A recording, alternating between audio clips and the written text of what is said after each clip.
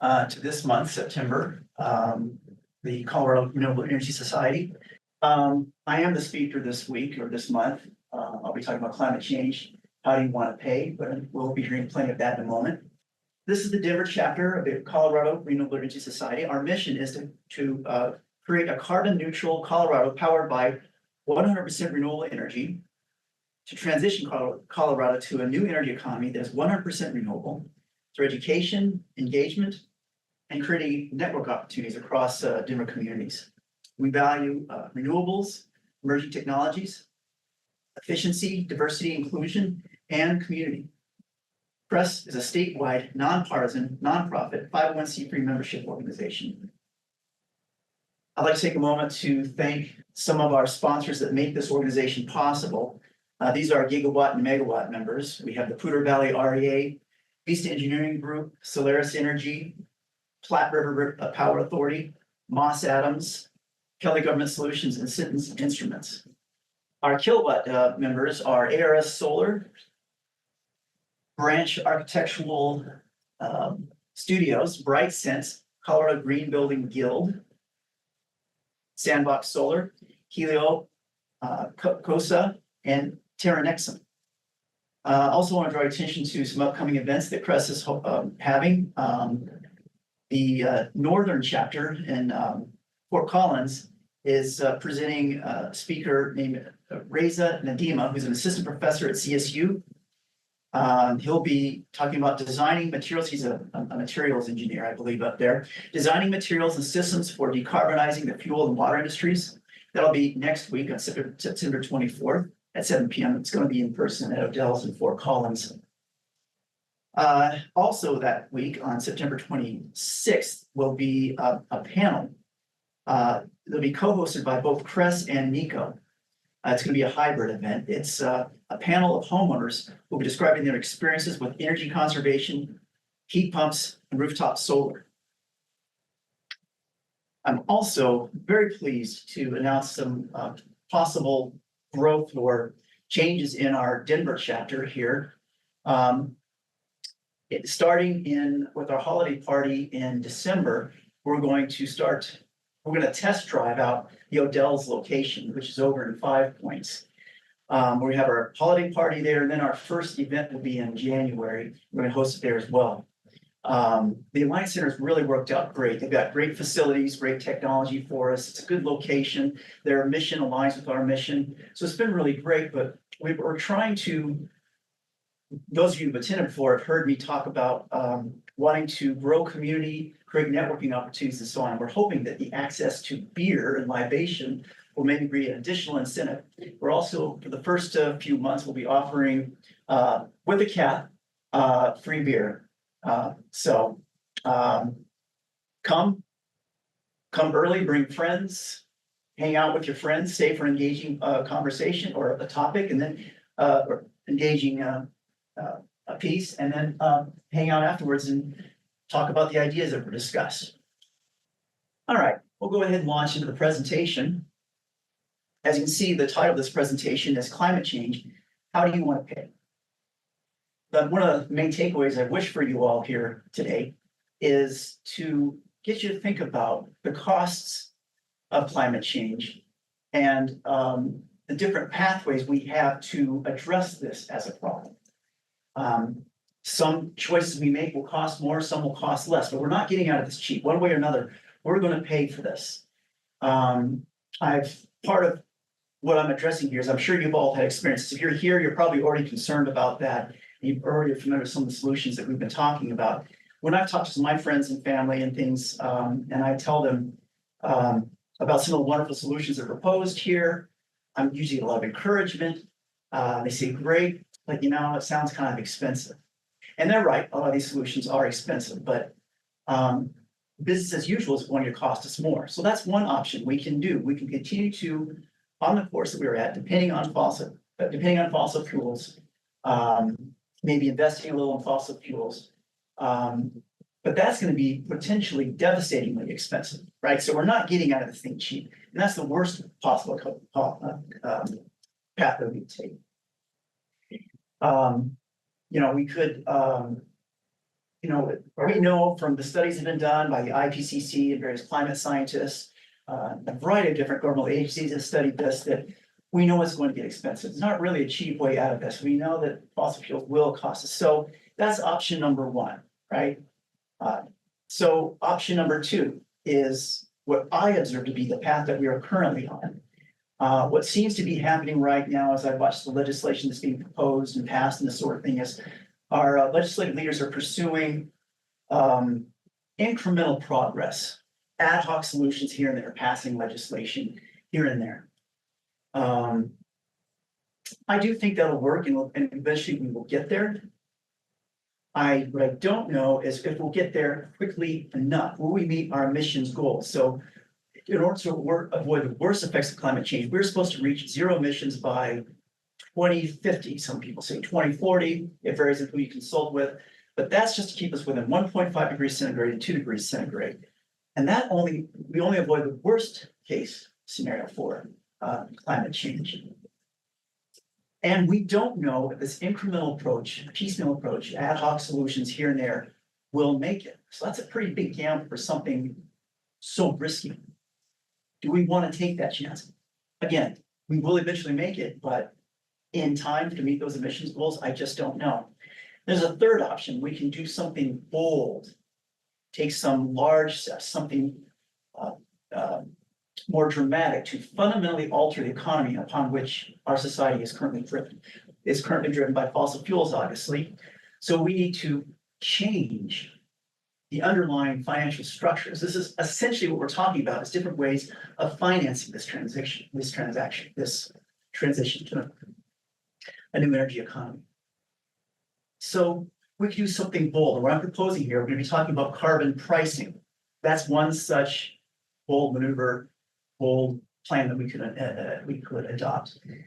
Now that, when I say carbon pricing, that covers a wide range of,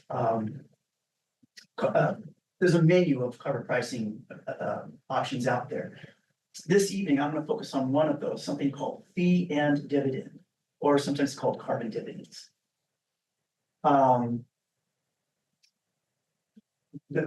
essential concept behind it, the underlying principle behind it is, or the theory behind it is, the free market is the most potent mover and changer within our economic system.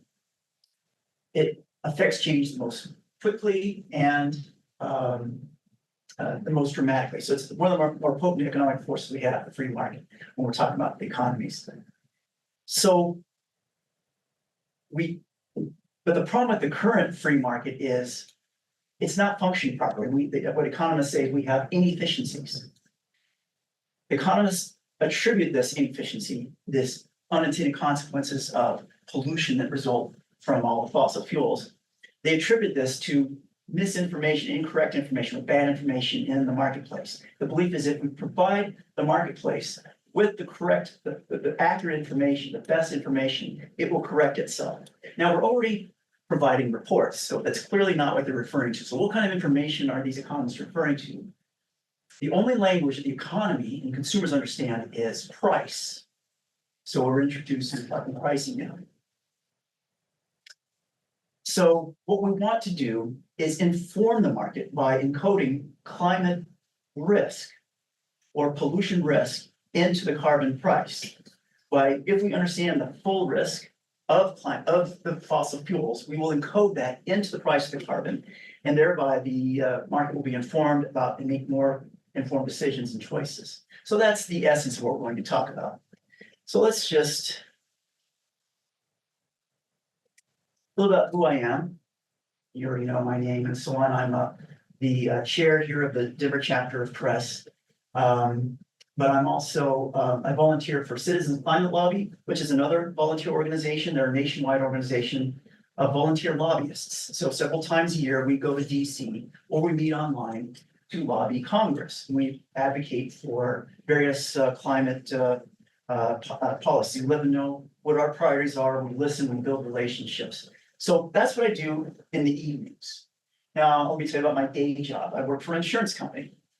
I worked in insurance now for 22 years. So you can see I don't really have a technical background in some of these alternatives and like that. I'm kind of an ordinary guy in an insurance company. But one thing you're going to see in this presentation is the fingerprint of the insurance industry all over.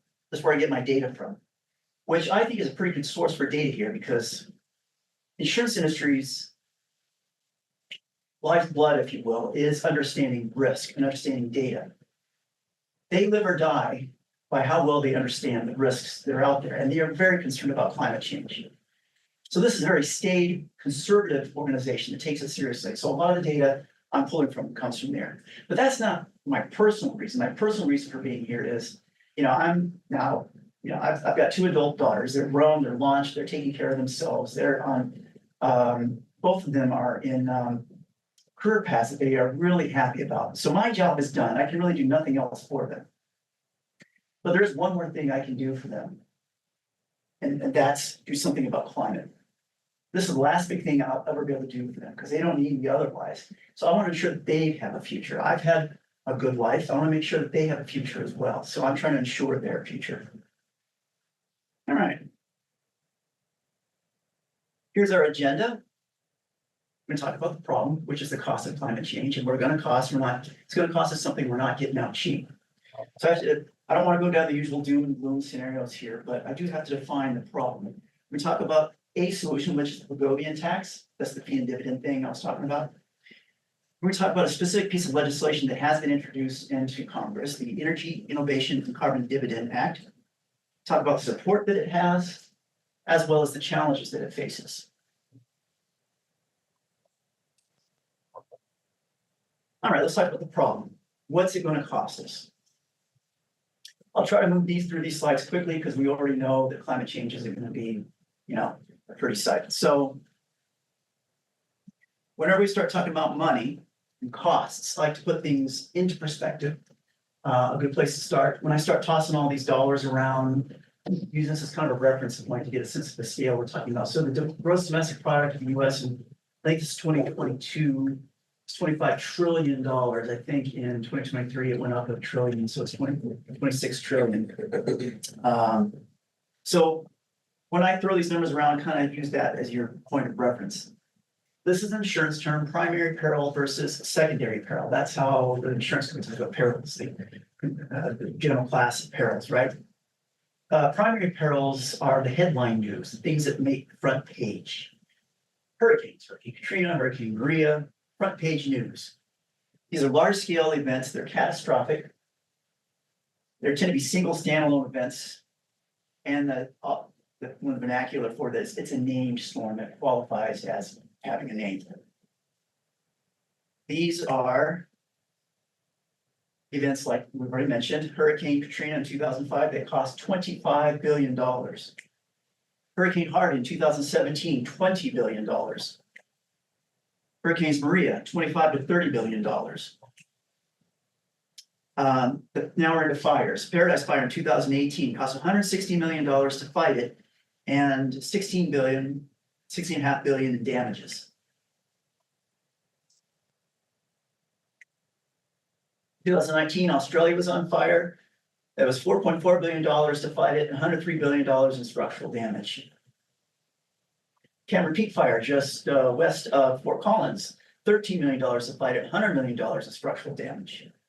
East Troublesome Fire, $27 million to fight it, $543 million. The Marshall Fire, very close to home here, over 1,000 homes are burned, cost $2 billion. This is a suburban neighborhood, roughly between Denver and Boulder. So it's not just the wild urban interface where this is occurring. So you're getting an idea, we're talking about some serious money here. So now let's move into secondary peril, which is a term of art in the insurance industry. The primary peril being the headliners. Secondary peril is on page 10 of the newspaper. These are smaller events, they're more provincial, but they tend to be more frequent and widespread across the United States. They don't focus on just the coastal area, but they're throughout the US. And it's driven by climate patterns just as well, just as much.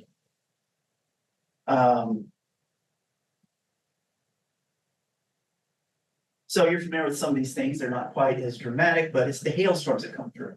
I'm now having the second roof on my house being installed in 4 years. I had a brand new roof put on 2020.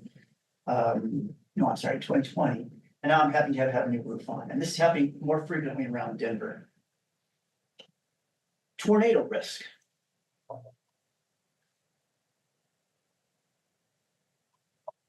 Convection storms, that's their term for powerful storms that dump a lot of water and high winds. That causes a lot of damage. This is all secondary peril. Drought, ironically, we go to the other extreme where we have drought. They lead to small events around your house. The branch that falls on your car, the branch that falls on your house and does damage, the erosion damage around your house. This is everywhere. And as you read the insurance documents, the insurance journals, this is a greater and greater concern for the insurance industry because it's increasing at approximately the same rate as the primary risk.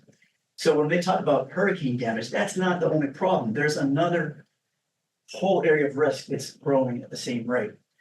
Think of secondary peril as death by 1,000 paper cuts. So it's small systematic assaults that hit us from everywhere and all over the place. It tends to be more diffuse, but it's a constant drain on the system, draining resources, time, and money. That's a drain on the economy. That's draining us everywhere. What you're seeing here is a photo of what's called beach nourishment. So this is a coastal phenomenon. Rising seas and storm surge and so on are washing away the beaches, and there's houses, a lot of expensive real estate there. So yeah, the hurricanes come in and wipe out some of these areas, but on a constant trickle, the sand is being washed away. So that's devaluing the real estate. It's some of the homes are getting washed away by this. What you're seeing here is that's a barge out at sea on the left there. It's dredging up sand and putting it back onto the coast. Every 5 to 10 years, these coastal communities are on their own. They can't go to the federal government. Insurance won't cover it. The communities have to band together, raise taxes around their county to spend $10 to $11 million every 5 to 10 years to replenish, renourish their beaches. So this next photo should be somewhat relatable to us. You may recall in 2020, I think it was a fire, either 2019 or 2020 in Glenwood Canyon. The fire destroyed the ground cover in Glenwood Canyon. So when the spring rains hit, it created landslides that covered I-70. So yes, there's the expense that CDOT and taxpayers had to shoulder to recover that, but the expense continues. That road was covered. That's I-70, which is a major artery of commerce and transportation connecting east and west, Wyoming, Kansas, Colorado, maybe New Mexico, maybe Oklahoma. All this traffic is moving through I-70, shipping goods back and forth to California, Nevada, Utah, maybe Arizona. This is a major area of commerce. A lot of these trucks and so on had to be diverted around that for more expense. We think that's happening everywhere. I've got some data here. CDOT estimates that 35,000 cars a day pass through this, through I-70, 550,000 cars per month. Think of all the commerce that's involved in that. We're going to break with our pattern, but this is actually primary peril that I'm showing here. We're still going to stay in the secondary peril conversation, but this does make a point that I think is important here. This is a table of the frequency of hurricanes produced by the National Oceanic Atmospheric Administration. And it goes from, if you look in the far left there, 1860 to 2020. And you'll see an unmistakable uptick in the frequency of storms. This is category 3 only or more. So there's an unmistakable uptick in the frequency of hurricanes. So we've got this trend going. What you're looking at here, we're back to secondary peril. This is the cost of secondary peril is costing us since 2000 up to present, so over the past 20 years. This is in billions of dollars. And you see, similar to the hurricanes, there's an unmistakable uptick in secondary peril being documented here. The scale here is it peaks out at about, looks like $8.5 billion. Do you see when I point? No, you don't. $8.5 billion here. What's that, about $7.5 billion or so. So we're talking about some serious money here. Combining these two secondary peril costs between 2000 and present are $77 billion. Named storms comes up to $96 billion. Combined, that's $173 billion that we've spent. So the point is we're paying, and the risk is going to get greater. We're going to pay more and more. costs are going up. This is an article from Insurance Journal, but what they've done here is they've cited data from the IPCC report from, I don't remember what year, 2018 or 19 or something. I'm trying to remember when that was cited, but this is Mother Nature's tax, and Mother Nature's tax is non-negotiable. We can compromise and negotiate the taxes with Congress, right? But not with Mother Nature. It's defined by physics. If we hit our minimum goal of only 1.5 degrees warming, global warming of 1.5 degrees centigrade, we're going to, by the year 2100, so this is over a long 75 years from here to now and 75 years from now, it's going to cost us $54 trillion. If we only get 2 degrees centigrade, it'll go up by approximately another 50%, almost $70 trillion. If we go beyond that, it could get up to $551 trillion. Remember, GDP of the United States is 25 trillion. But keep in mind, that's between now and 2100. All right, so enough of the problem. You guys get it. It's going to cost us a lot. Here is a solution, the Pagovian tax. This gentleman here is seen as Arthur Cecil Pigou. This photo was taken in 1920 when he published his famous work, The Economics of Welfare, published in 1920. It's dominated economic thought for 40 years.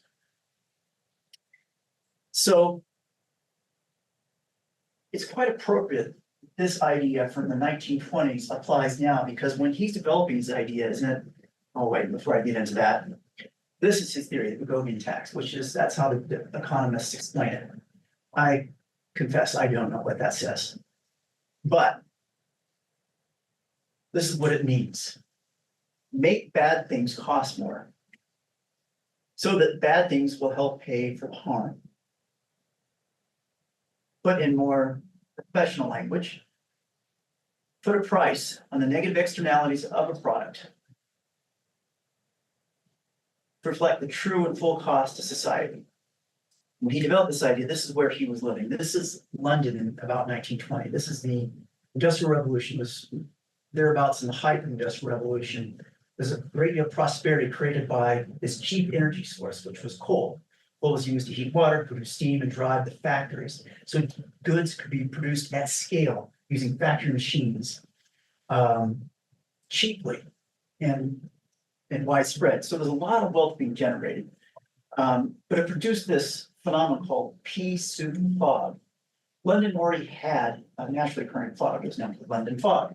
That existed before the Industrial Revolution.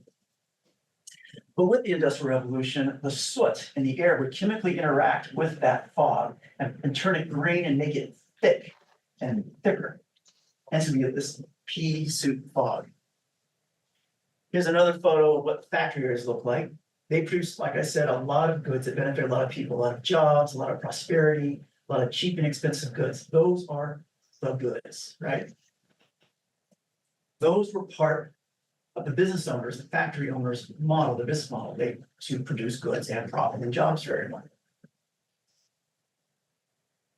But external to their business model were the negative externalities, because these were not part of their model. These are the unintended consequences of the day. It's the pea soup fog, for one thing. So in London at that time, you don't just get an ugly aesthetic, but you're outputting pollution. So you're getting, this may sound trivial, but it all adds up, right? Everything's getting dirty. So people are spending more time cleaning. They're spending more time on laundry. So there's a cost that the factory owners are shouldering. It's being subsidized by the people who are living in this experience. Their health bills are going up because they're having lung conditions. They have to go to the doctor. They're paying for that out of their pocket, not the factory owners. These are external to their business model. These are the unintended consequences. The water is getting polluted. So again, health effects. And so I know the factory owners themselves, they didn't live there. They moved out to the countryside where the air was clean. So these are the problems that Pigou was trying to solve. He's trying to take those negative externalities and charge them back, in a sense, so that the public wasn't subsidizing that portion of the business plan. Here's other examples that we can relate to. Think about the cigarette industry. They produce a lot of goods for its time. At the time, when the cigarettes were first in their heyday, it was a very positive thing. People enjoyed the cigarettes. They enjoyed the experience, they enjoyed the smoke, the taste, it made them look more sophisticated. It made a lot of profit, a lot of jobs, there's a lot of goods with the cigarette, but we all know how that story ends. They weren't paying for the health effects of the lung cancer, the cardiovascular disease, and throat cancers and so on. The individuals had to pay for that out of their own pocket. So that's the negative externality. Moving forward, plastic, which I would argue isn't good. But plastic has been wonderful in many respects. These chairs here are very comfortable. They're cheaply made. They're made of plastic. My glasses have plastic. There's a lot of goods with this. The planes that we fly, the cars that we drive, all have seals made of plastic. And they'll keep the tubes in there from being leaky.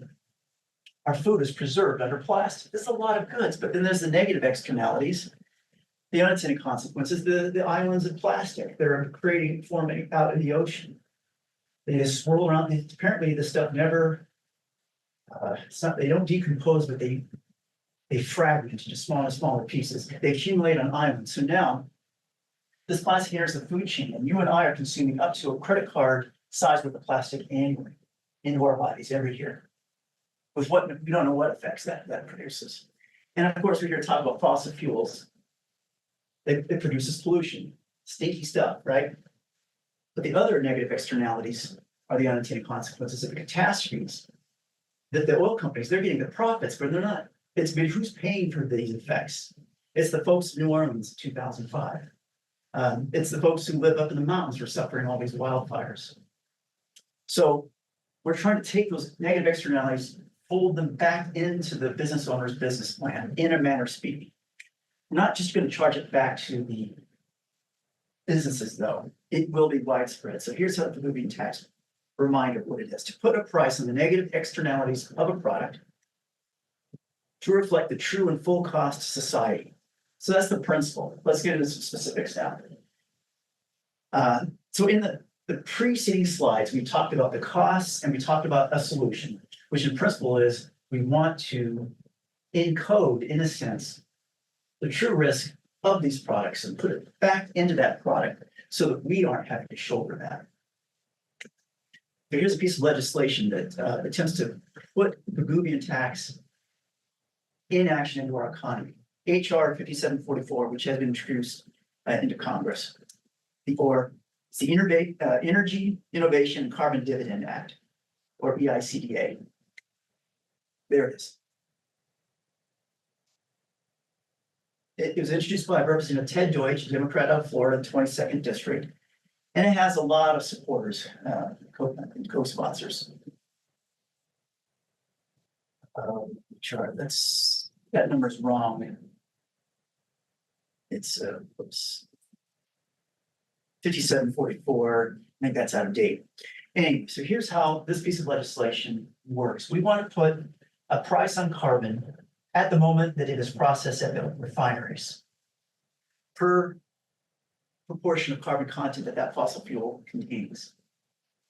And at the border, we want to put what's called a CBAM, or custom or carbon border adjustment mechanism. In other words, products that are manufactured overseas without a carbon tax, we will put a tax on it, so it equalizes out the levels of playing field for our domestic businesses. They're not put at a competitive disadvantage. And we don't want to create any incentives for our businesses to move overseas to get cheaper taxes and so on, at least with respect to this. So in any given month, every month, we charge that tax at the refinery level, and at coal plants, we charge it at the coal processing plant, where it's metered there. The Department of Revenue collects this tax, and the very next month, distributes that money back. In theory, 100%. The reality is there'll be some administrative costs that in the first year will be about 0.5%, and then once it's established, the studies show that it'll drop off to around 2 to 3%. 0.2 to 3%. So each citizen gets equal share regardless of income. So a household of 4, for example, 2 adults, 2 kids, gets 3 equal shares because each adult gets 1 share. So you take all that money, whatever revenues are created, and you divide it by however many people there are. 340 million in the US. So in a nutshell, we charge a fee at the source, there's tax at the source, at the factory, at the refinery. Part of revenue collects it and we distribute that check in equal measure to every household. The benefits are we do achieve net zero by 2050. We get affordable clean energy. It will save lives because we're reducing pollution and it puts a little money in your pocket. Now, as you would expect, because our economy is currently powered by fossil fuels, those products that are produced by fossil fuels are dependent upon that will cost more. It's going to increase costs. It's designed to do that. But don't forget, the household, though our costs will go up at the pump and at the grocery store, will be made whole again. Each individual will be made whole because they're going to get that money back. This theory, this proposal does not make any prescriptions how people spend that money. Again, it's free market. They can make whatever choices they want. They can buy a big gas guzzling truck with that extra money, or they can buy a more fuel efficient car. Or now we're offered these electric trucks, the Rivian, the Ford F-Lightning, E-Lightning. It's my next truck, is what it is. Okay, right here, see? No, so we're talking about putting a price on carbon, but there's one more component to this. It's not enough just to put a tax on that carbon and call it done. We want to guarantee this is going to work. And if you just put a price on it and walk away, there's no guarantee. So the way this legislation works is in the first year, we price the carbon $15 per metric ton, and it goes up $10 per year, every year thereafter. In the second year, it'll be $25 per metric ton. Third year, $35 per metric ton. And then there's no end to that until we achieve our goals. It just goes up. And if we monitor the situation and stuff, and we're not making our goals fast enough, we get worried. The legislation proposes we increase it to $15 per metric ton every year. So we guarantee that we reach that goal. And that's key, because without that, it might not work. Part of what makes this progressive tax work is not only not only does it make it more expensive, make fossil fuels more expensive, which is obvious. But one thing businesses, corporations really respond to is the ability to plan. They want to know what risks they face in the future so they can plan. And let me cite an example. If you all recall, during the last administration, during the Trump administration, he undid the previous administration's, or wanted to undo the previous administration's fuel emission standards for the car manufacturers. And the car manufacturers responded that you'd think they would embrace that, like, great, we love to relax that. They didn't. They actually didn't like it because they can't stand market chaos. They want to be able to plan their futures. They want to know. They're like, well, it wasn't great, but at least if we know, but there's gonna be all this flip-flopping every time we get a new administration process, we're not gonna be able to get them. We'll be in real trouble. They just want to be able to plan. They just want to know that they will adapt and make it work. So that's one reason for this. That's why I talk about carbon pricing provides information to the market. It sends a signal. This is the signal I'm talking about. Predictable planning. Yes. So did they,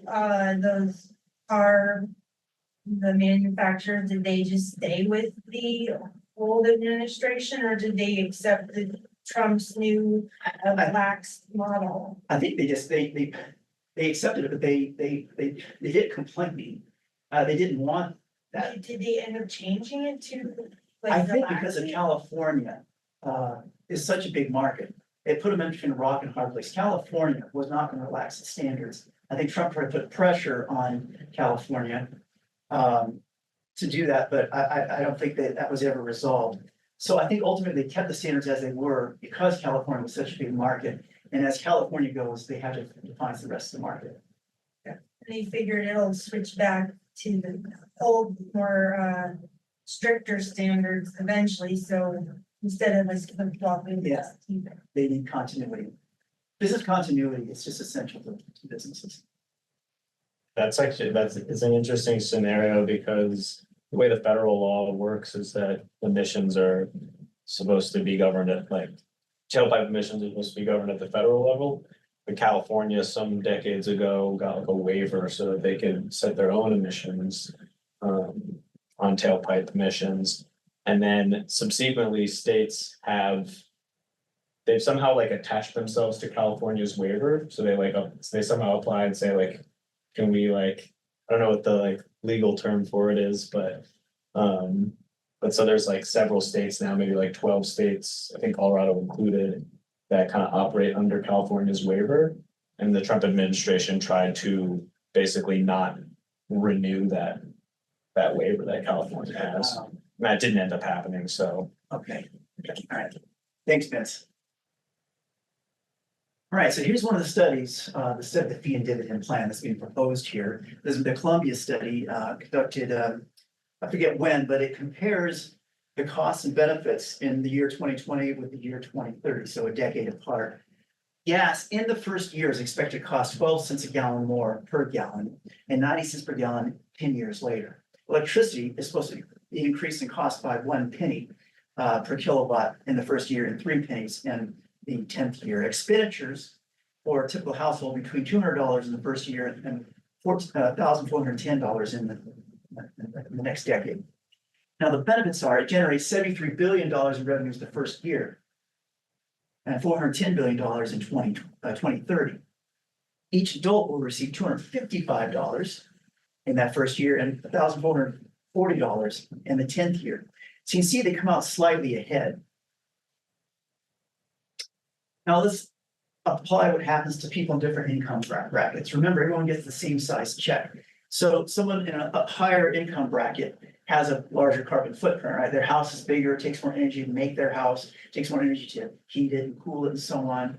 So they're consuming more carbon. They may have a second vacation home or a couple. They may have multiple cars they drive. Some of the cars may be bigger.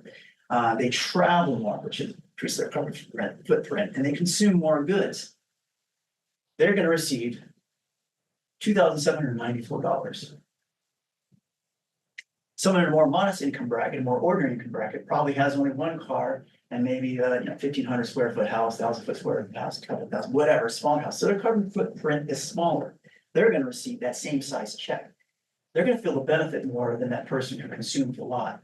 So already we're seeing some differentials and preferentials for different carbon footprints. Here's a chart on how the Energy Innovation Act will perform on energy reduction. So what you're seeing on the top line there is starting in 2022, business as usual will result in virtually no declines if we just continue business as usual. We'll have no real improvements, right? The IPCC recommends that we stay, if we need to keep our emissions between these 2 points, if we're to stay between 1.5 degrees and 2 degrees centigrade. Now, the EICEA, as studied, is projected to reach zero emissions by 2050. So other benefits, it'll produce affordable clean energy and jobs will be created. Right now, fossil fuel pollution is costing us in annual costs for environmental and health harms, $800 billion a year. In the future, if we were to pass this legislation, it's going to create clean energy jobs. Here's a chart showing the REMI report shows the job growth had it passed back in around 2015, which is when that study was done. But yeah, we're going to have some job shrinkage in some sectors in the fossil fuel area, but overall, we're going to have job growth. And then the thing about this job growth is it won't be focused in just a few areas. Like right now, most of the oil production, fossil fuel production is in the back-end fields around North and South Dakota. We got it up here in northern Colorado and Texas and Oklahoma. But the job growth here is projected to take place across the United States, roughly evenly distributed. It's going to save lives. Currently, fossil fuel pollution is costing 350,000 lives per year just due to the air pollution. But the EICEA is projected to save 4.5 million years over 50 years. And it puts a little money in your pocket. Right now, people are getting nothing. With the ICEA, you might get as much as, it's going to vary, $2,974 for a family of 4. Let's summarize some of the key features. First of all, we're proposing putting a tax on carbon, which I know you guys understand, right? Fossil fuels cost more. But a second key feature for the success of this plan is that the tax is progressive at a rate of $10 per year to increase to $15 per year. So that we guarantee we meet our goals. And part of this is to send a signal to the market so the market can plan and know what their future risks will be. Everyone gets a little dividend. It'll offset the inflation as a result. It will not grow government. So it should be a bipartisan result because it doesn't grow government. It is a tax, however, but it doesn't grow government. And it has this carbon border adjustment mechanism, the acronym CBAM, that's the language that the wonks use. We put a tax at the border for on those countries that do not have a comparable carbon tax program. So as to not only keep the level playing field for our domestic industries, but we hope it encourages them to adopt a similar plan, because this really is a global problem. It's just not a United States problem. So let's talk about who supports this. This article was published in 2019 in the Wall Street Journal. 3,500 US economists support a carbon dividend plan such as this. That's a lot of economists. Of those 3,500, 28 were Nobel laureate economists. We've got 4 former chairs of the Federal Reserve, 15 former chairs of Council of Economic Affairs. Advisors, sorry. Interesting photos. We got Janet Yellen, George Shultz on the left. Of course, Elon Musk is going to support this. Guy in the lower left-hand corner is, I think, is an interesting character. I would like to include him. It's Bob Bitterman. He used to be chairman of Goldman Sachs. He left that to produce a sustainable hedge fund called Capital's Capital, and he's now a big advocate, very active in the carbon fee plan proposals. All right, so I've just spent the last 40 minutes or so, 35 minutes, talking about the wonders of this plan. So why hasn't this passed? It's such a good idea why it hasn't passed. So I'm going to try to share some observations of why this has not yet passed and why it's going to have difficulty passing. Well, it's a tax. Taxes are not popular. People hear tax and they start not listening.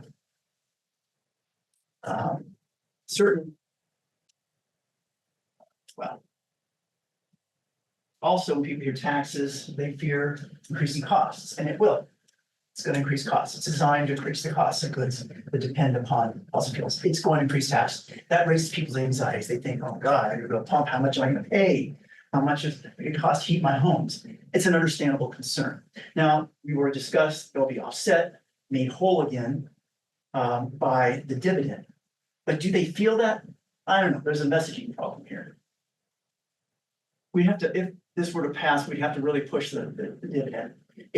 Our studies have shown that 80%, it depends on the study, between 60 and 80% of Americans come out financially ahead. 20% do not, or more, depending on which study you're looking at. Because remember, most people have a smaller carbon footprint than the very wealthy. So that's why they come out financially. They'll end up making money, a little money, not a lot, they'll make a little money. Future governments may keep the tax. Anytime soon, probably not. If this were to pass, it won't pass for a while. But the concern here is we don't know what crises will reveal itself in the next 5, 10, 20 years. Government officials, elected officials at that time will look around for solutions. They might find this pot of money. So the solution there is it's up to voters to vote the last out if they don't like that plan, or support that plan of robbing that pool of money if they do like it. So I don't know, we leave it up to the voters of the future. But that could happen. We don't know what the future holds. Other criticisms could introduce market chaos and unforeseen consequences. I'm sure there will be some unforeseen consequences. There's been a lot of studies on this that show that on the whole it is good, but we know it'll create some crises for, I guess, we'll go ahead and bring up the next point. The fossil fuel people occupy those jobs. We know we should take that seriously. We shouldn't dismiss that. I mean, it's designed to put those folks out of business, right? But we need to have empathy for those folks because that's their livelihood, those are their lives. So we need to have some sort of a plan. We need to plan on that. We need to anticipate that problem. Look at the trouble we've had with the coal industry right now. It's a shrinking market. I think last night, I don't know what I meant to look before I came to this presentation. When I looked a couple of years ago, there's only 60,000 jobs left in this country in the coal industry, 60,000. And they're determining policy, 60,000 people. Well, they've got a loud voice. They are a sympathetic voice. I'm not saying dismiss those guys, but. So we need to take that seriously. That will be something we have to plan on. We've kind of addressed this one, difficult to understand by the public. The price on carbon, I'm using fancy terms like encode climate risk into the price of carbon so we can make informed decisions, the consumer, blah, blah, blah, blah. It can be difficult to understand and then maybe explain how the dividend works. You know, that might be some messaging problems there. And this one is true as well. It's insufficient to solve climate change alone, and it is. This is not a silver bullet. We need to do other things too. We need to continue investment into research and development. We do all these things. It's a key piece to dramatically change the fundamentals of our economy. It will accelerate innovation. It will accelerate our transition off of fossil fuels. It's not going to solve all the problem, but it's a key piece that will make all the other solutions easier to fall into place. This one troubles me most of all the ones I brought up so far. It is the effects on farmers. This problem we discovered in a meeting with John Stolt. Some of you might recall that name. He spoke to press a number of years, about 4 years ago. He's a farmer who was on Hickenlooper's advisory council and when Hickenlooper was the governor. Some of our CCL folks met with John Stolt, and he made the point that farmers are price takers, not price makers. In other words, the agricultural market is not a free market. It's heavily regulated, subsidized, a lot of government intervention, a lot of different areas. Farmers can't just pass on their increased energy costs onto the consumer because their energy costs, their energy dependence is out of proportion. They've got fossil fuels. They get hit from a lot of different angles. So they're going to get squeezed. I don't have an answer for that. We're working on it. But that's something we take seriously too. We can't harm our farmers. So final thought. With proper signaling, the market can solve many problems. We can put an appropriate price on carbon at its source and thereby send a signal to the businesses and individual consumers as to the true cost of fossil fuels. With appropriate information as to the true cost to society for carbon emissions, the genius of the market will correct our current market imbalances or the inefficiencies that I was referencing, and naturally seek more sustainable alternatives, basically encoding climate change into that fossil fuel. So that's essentially what it comes down to. Let's talk about taking action. I encourage all of you here, online, here, to keep regular contact with your legislator. It's very easy to do. As a matter of habit, I do it it's very easy. Our legislators make themselves available to you through email and through phone calls. So regularly I call them, tell them what my priorities are. In my experience in dealing with legislators, we call them legislative leaders, but in my experience, they're more like followers. They get their courage and their direction from us. How we direct them, they listen to us. They are, in a sense, they follow our lead. So we need to tell them what we want. And those that call them and tell them, they're not going to remember you or you or you, but they do keep statistics. And they see what the pulse and see where they've got support. Now, we're pretty lucky here in the state of Colorado. Both Hickenlooper and Bennett support carbon pricing.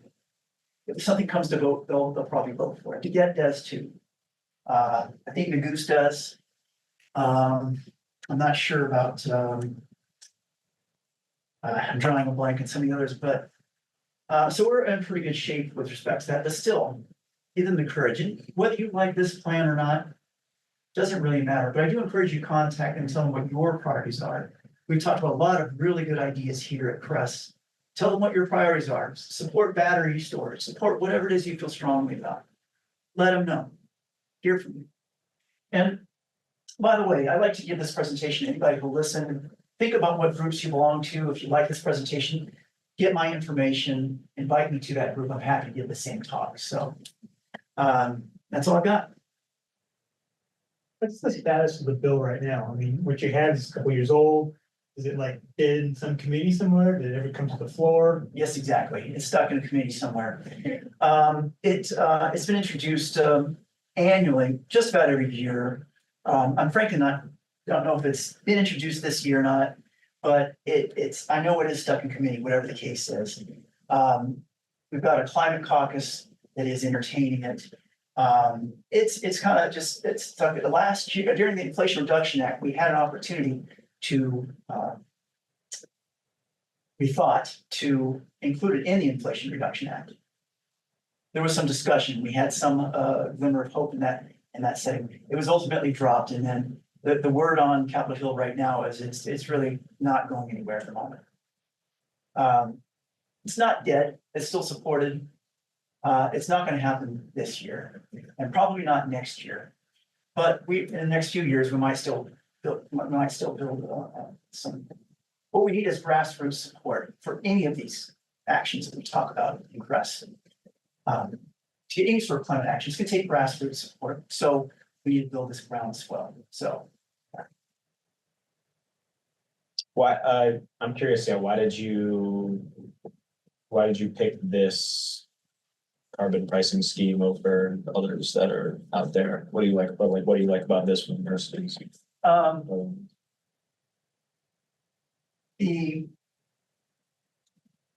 Let me give you, I like it. It makes a lot of sense to me, but I think maybe a better answer, if you don't mind, would be why did CCL choose it? And then I sort of learned from them. Oh, yeah. And these are values that I hold too, is whatever possible. CCL has 4 policy areas. And I think this is true for anything that we do. We need to choose solutions that that benefit everyone and don't leave anyone behind. So carbon pricing, for example, we won't support anything that would harm the underserved and the lower income groups. The carbon pricing plan actually helps the lower income groups. That's true of the other 3 policy areas too, that group supports: forestry, reforestation, building electrification, permitting reform for the electrical grid. It helps everyone, and it's bipartisan. It's a free market solution. It doesn't grow government, and it works. To my mind, it seems simple. So I don't understand why it's a messaging problem, but so those are the main things. I think it works, it helps everyone, and even benefits lower income groups.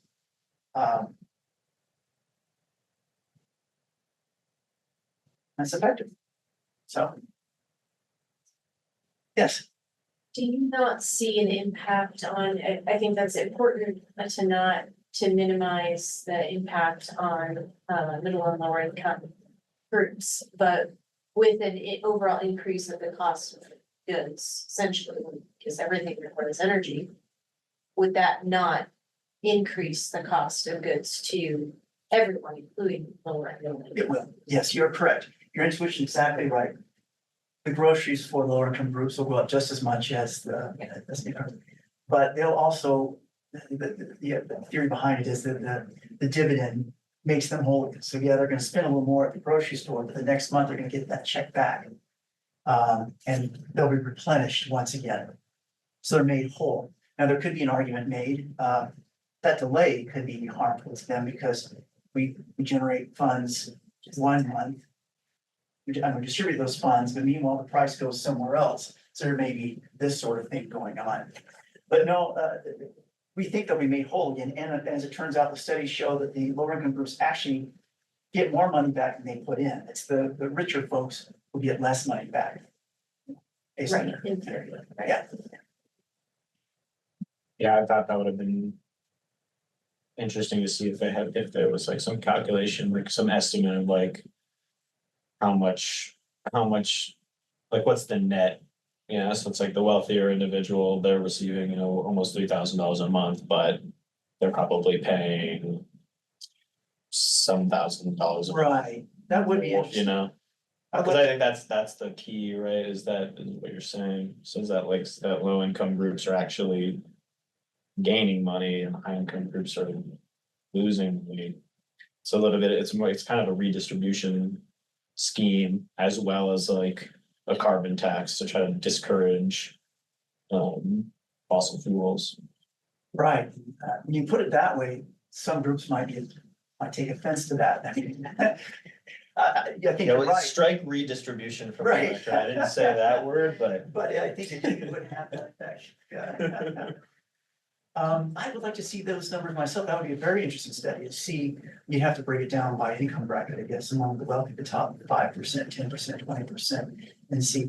I mean, you might have to do an analysis to say, you know, some rich people don't do a lot, and other rich people would travel more. So you want to figure out some sort of apples to apples sort of comparison, so you can see this guy, this family who travels this much and owns this number of houses, of this number, maybe break it down in terms of square footage of homes, the number of cars and that sort of thing, and say, on average, they're spending $7,000 a month on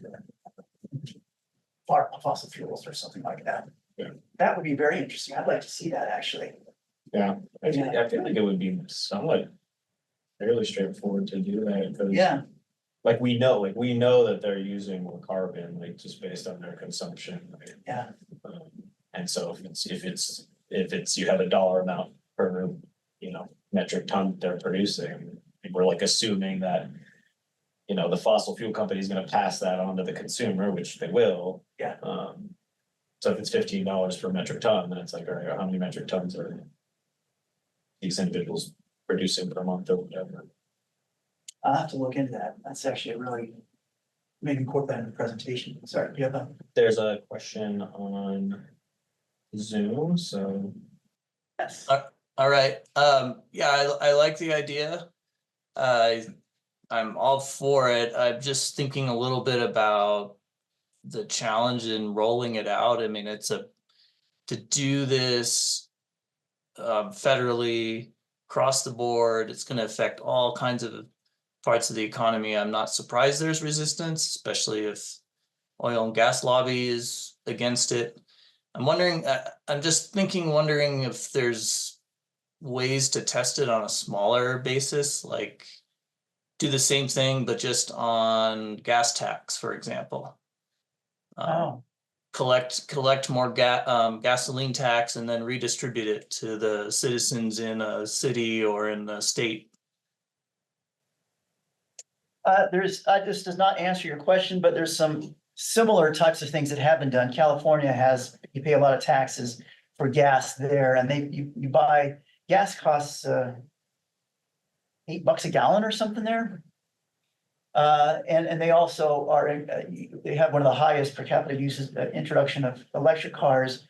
I don't actually know if it's because of the tax though, or if it's just because of the culture or what, or because they have a lot of wealthy people there. So that doesn't answer your question. I will tell you. Right, yeah, I know, I mean, I lived in California for a while. Gas taxes were higher, but it just went into the coffers and then went out back out for highway infrastructure and whatnot. It didn't go into the population's hands. So I think that part is new, and it would be interesting to test that on a smaller system like gasoline tax. Canada has a carbon tax. It's not quite exactly how I've described it. Theirs is far more complicated. So Canada's is made complicated because each province has some kind of a carbon scheme available, and they've all come up with a separate plan. And then the national government came up with a carbon tax is something like what I've described here. There's some key differences though. It overlays on top of all the others, and then it has to be adjusted locally for each province because they've already got in place. They don't want to double dip, so they have to balance things out. So it's complicated on that respect.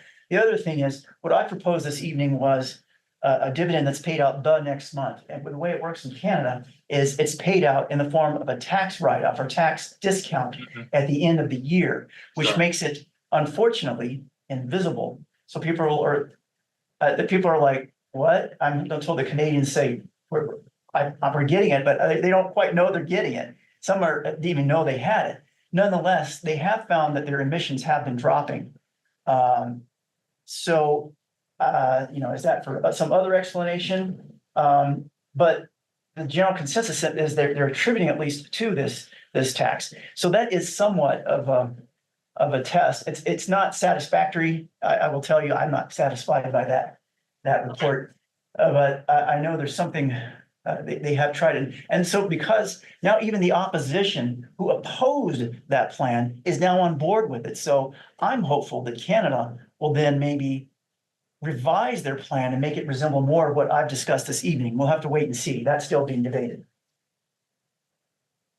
It's certainly more palpable to receive something to see, oh, here's for my health or whatever added cost of To goods. see some numbers go up in the Yeah. bank and get a check in your hand, there's something tangible about that. Yeah. Make it where we're kind of concrete people. Some distant thing that happens a year from now that discounts my taxes, talk about abstract.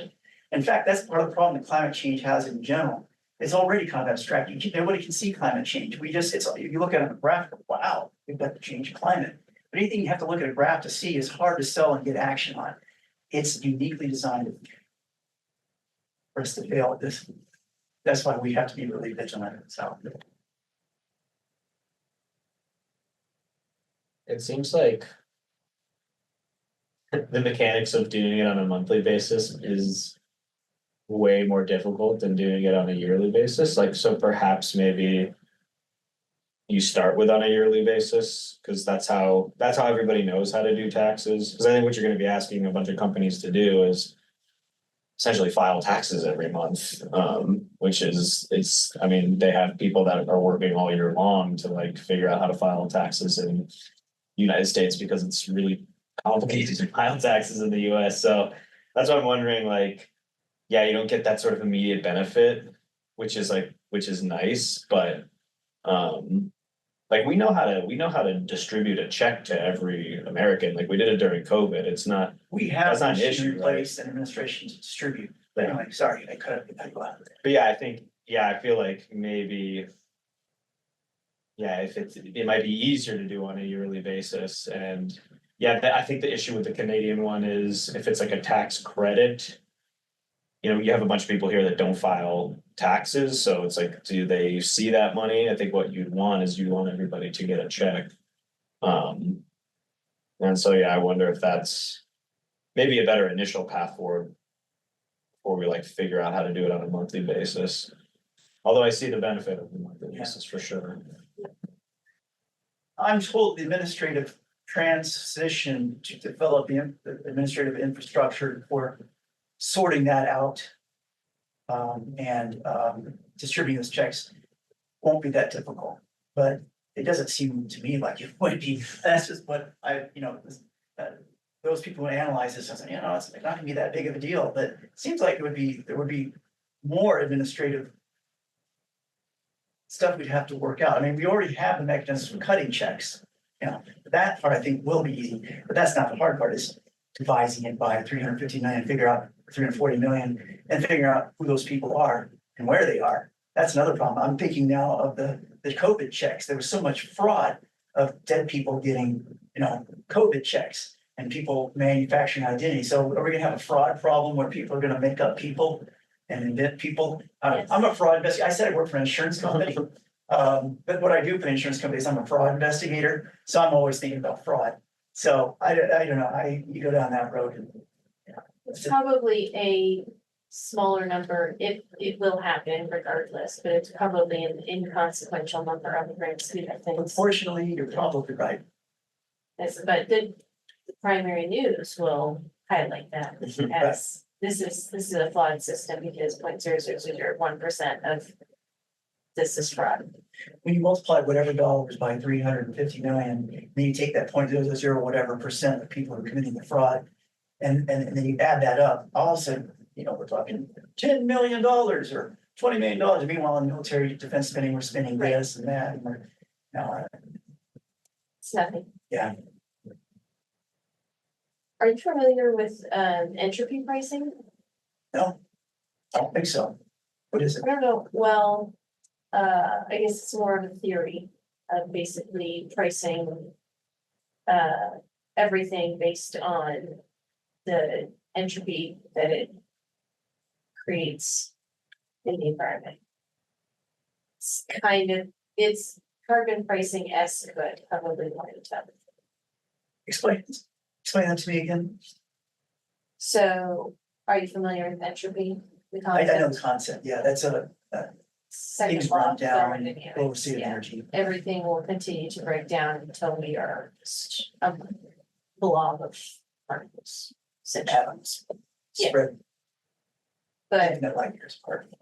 so our current economy, global economy is based on extracting from Okay, the earth, okay, creating, once you pull oil out, you can turn it into energy, but there's heat loss.